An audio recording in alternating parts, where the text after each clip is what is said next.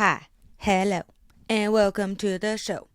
Hi, hello, and welcome to the show. This is the Kelsey Witch No Show, the Kelsey Witch No Show, the Kelsey Witch No Show, the Kelsey Witch No Show. Hi, hello, and welcome to or welcome back to the Kelsey Witch No Show. My name is Kelsey. I am your host, and I'm an alcoholic, baby. Welcome to the season 1 finale of the Kelsey Witch No Show. We have made it to the last and final week that I spent in rehab in Palm Springs, California. Welcome to episode 7. Let's get into it. On Sunday, I started this day off by going to church yet again, and this time the younger guy that we went with the week before, he had gone home already. So it was me and the girl that had went the week previous, and also one of the therapists. She was also in school. She wasn't the therapist that I was assigned to, but she also went to the same church but in a different location. So she came to church with us. The theme of the day was the greed that stole Christmas. They talked about how to overcome greed, and there were 3 steps to it, but I only want to talk about step 3, which was change your mindset from scarcity to abundance. The pastor talked about focusing on the positive, being mindful of negative people, and he said, don't procrastinate, be proactive, and set goals. And I wanted to include that portion in today's episode because that pertains to me today still. It's a really good reminder for me and for everybody to focus on the positive, be mindful of negative people, and don't procrastinate, be proactive, and set goals. That's something that I talk about with my people all the time. I struggle with that because I am a procrastinator. So those 3 things are what I'm really trying to focus on. Being mindful of negative people, that's not necessarily giving negative people your attention or giving them your energy, but being mindful of those negative people and staying the hell away from them. Sometimes that's the best thing for you to do. And if that's not always an option, then just being mindful that they are negative and not taking anything that they say to heart and not letting it affect you personally. One of the best things that you can do for yourself is to not to discredit the negative or not to push the negative away because that is toxic, but focusing more on the positive and how can you make things in your life more positive when it feels like there's so much negative around you. Church was wonderful. I haven't been back to a church since I went this last and final Sunday, but I feel like that was a really good, what do they call it? A really good worship session. By this week, a lot of the people that I had become close with and become friends with had started going home or they were already back at home. There were 2 or 3 new people that came, but I wasn't really as close with them. Like, I don't remember any of their names. A lot of my friends had left, so I started to really focus on going home and what the transition from rehab to home was going to be like. One of the things that they prepare you for in rehab is to go into an IOP or an intensive outpatient program. For some people, that looks like a sober living house. For some people, that looks like attending group 3 to 5 times a week. It can look different in all intensive outpatient programs, but I chose to go the route that wasn't necessarily an intensive outpatient program, but it was an outpatient program. It was called Lion Rock, and it was online, and I signed up for a subscription. It was like $12 a month or something, but you got unlimited meetings that you could go to. They were happening all day long. You could either join with your video or without it. And they were all different types of meetings. There were AA meetings, there were NA meetings, there were meetings where you just talked with people. It was really an interesting thing. That's what I ended up doing for my outpatient program. So the last week that I was in rehab was a lot of me talking on the phone to different outpatient programs until I found one that I felt would work for me because I flew home on December 17th. So I had the whole rest of December off of work, and then I went back at the beginning of January. I wasn't going to be able to do another sober living situation because I also have a family that I had to get home to. So the online outpatient program was just what ended up working the best for me.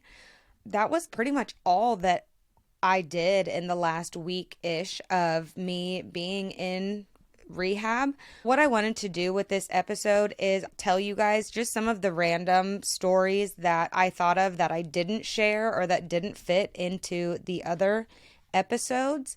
So there were 2 or 3 new people that came. One of the kids that came, he looked like a young kid, and he came in and we watched him walk past. So we all sat in the smoking area. When you came in, you would come up this long ramp and walk past the smoking area and then into where the nurse's station was, and then where like the cafeteria was, where we got our meds, all of that stuff. So when new people came, it seriously felt like in Finding Nemo when Nemo comes and they're like, all eyes are on him.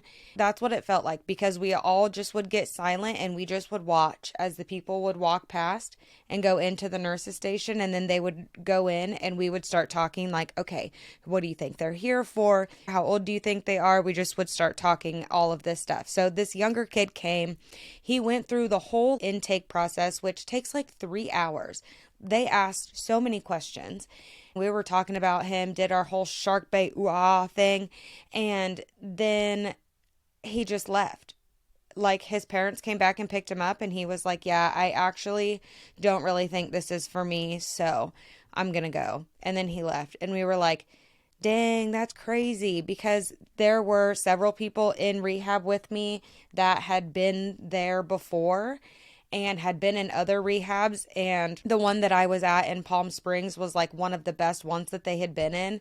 Those people were like, well, he's not going to find anything better anywhere else. He might as well stay here. And I don't know of any of the other rehabs in the area, but I know that the one that I was in was damn good, because here I am 470 days sober and still kicking. Then a few other people came. There was a girl that came, and she kind of sat out in the smoking area for a little bit. She was there coming off of fentanyl, which I think is crazy that people are willingly out here doing fentanyl. Like, I thought that was just something that they put into other drugs. No, people are out here intentionally doing fentanyl and like living through it. And that is just crazy. That's just crazy. Another thing that we talked about is how much money we could make if we got the sound bites and the video footage of us sitting in the smoking area just talking, and just a video of everything that was going on in rehab. It would have been the best reality TV show. Like, the setup was perfect. We're in Palm Springs, so we just sit outside all the time. There's a pool, there's ping pong. We're pretty much on the little vacation. It should have been a reality TV show. Minus the HIPAA violations, we were coming up with names and everything. It was just with the people that I was with. All of our personalities were all so different, but we meshed so well, and it would have been the next new Bravo TV show. The Real Housewives of Rehab Palm Springs. Let's do it. Bravo, let me know when you're ready, and I'll sign the contract. I talked about where we went and collected the rocks, and we did our activity with that. Well, John collected 2 rocks, because one of the rocks, he just loved it so much, he was going to pack it in his suitcase and take it home. He didn't paint that rock. He kept it with him. He like carried it around with him. It was always sitting next to whatever chair he was sitting in. This rock became another member of the rehab. He left his rock sitting out one time, and a couple of the guys took his rock and hid it in a tree, and it sat in this tree for like 3 or 4 days. And then John finally asked about his rock, and someone was like, oh, it's right here, and they went and got it for him. And a bunch of people were like, why would you do that? They hid his rock again. I left before John left, so I don't know if he ended up leaving with his rock. I didn't understand why he was willing to pay to check a bag to take home a fucking rock. That just didn't really click with me, but whatever floats your boat, John. There was like a privacy fence around the whole thing, obviously, and then there was like a gate over where the cars went. Over the privacy fence, we could see that there were like cherries and berries out there. So we were like, ooh, what's going on? And literally 10 of us grown adults in rehab are peeping over the fence to watch what's going on. And we're like looking in the cracks to see. I don't think we ever figured out what was going on, but we were 100,000% the nosy neighbors. We were embarrassing ourselves, but I was like, what do we have to lose? We're literally in rehab right now. Think we're at our lowest. And I think there's something exciting going on across the street, and I'm going to be watching because talk about a reality TV show. Sign me up. One of the therapists that was there had a dog that she always brought. His name was Vernon, and he loved the pool water. It was the cutest thing. The guys, they would just go like flick the water up, and Vernon would bite it. And it was so cute until one day he drank too much water and he froed up. So then the guys kind of got in trouble for feeding Vernon too much pool water, but it was fun while it lasted. One of the first few weeks that I was there, I was invited by Ronald and Dom to go play horse. I'm not very good at basketball. These guys weren't super athletic, but I just bawled on their asses. I had both of them convinced that I played basketball in high school. And that wasn't me even trying to convince them. They had just decided that I played basketball in high school because I was literally just sinking buckets playing horse. So much so that they just stopped playing the game and we just ended up shooting around. I don't know what got into me with all the sports that I played in Palm Springs, but I was good except for mini golf. Very bad at mini golf, but so good at all of the other things.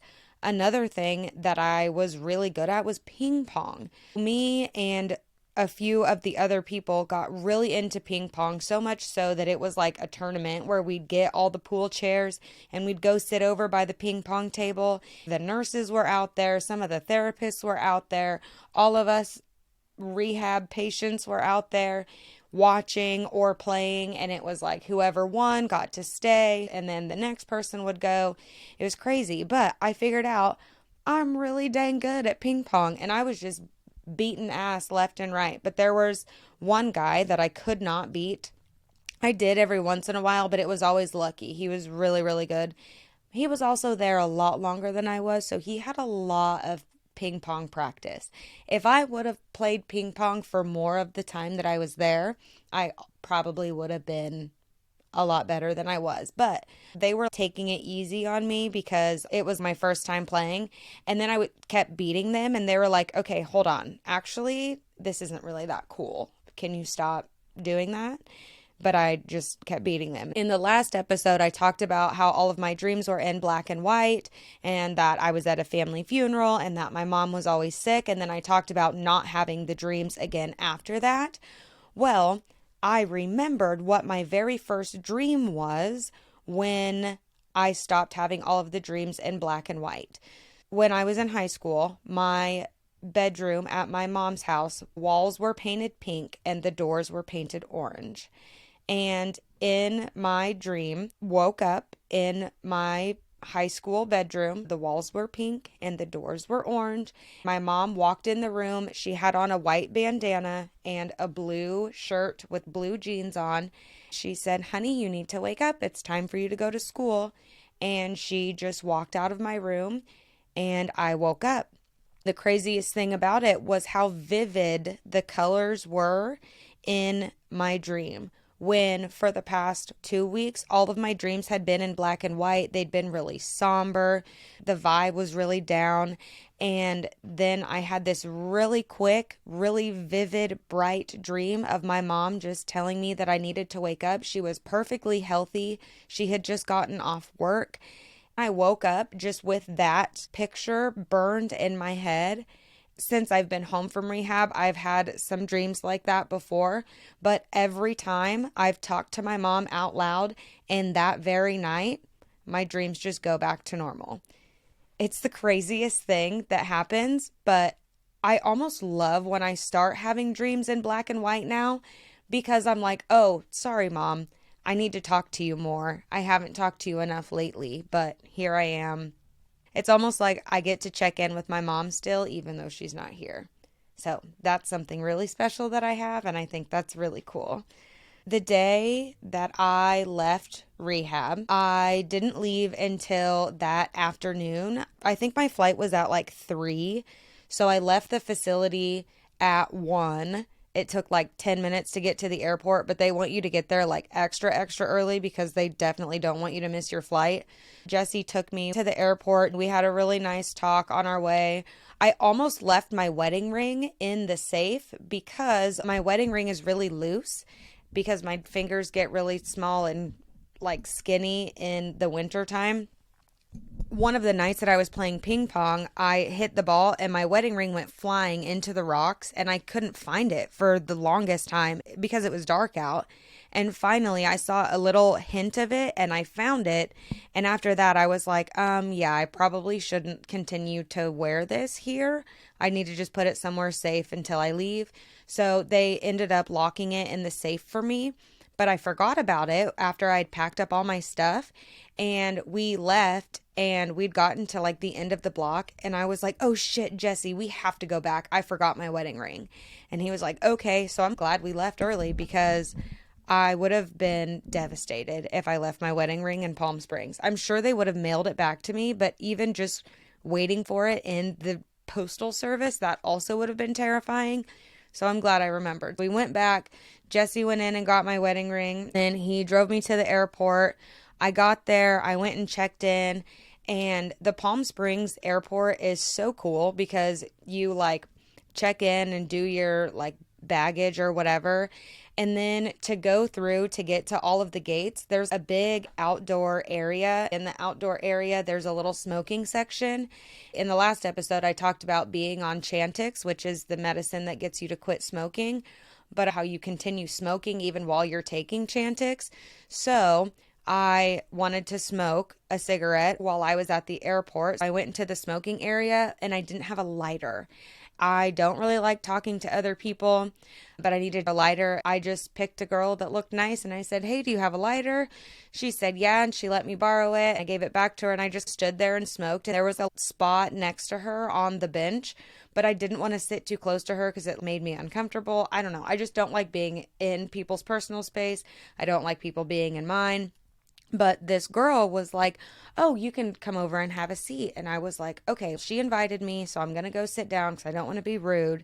I got a wild hair up my ass and I was like, so what were you doing in Palm Springs? She was on vacation with her family. Her sister or sister-in-law was right over there or something. Oh, that's cool. She was like, what were you doing in Palm Springs? Like I said, I had a wild hair up my ass and I looked at her and I said, I just got out of rehab. I'm going home from rehab. She was like, no way. I am also an alcoholic and I have like 5 years sober. You have got to be kidding me. That's crazy.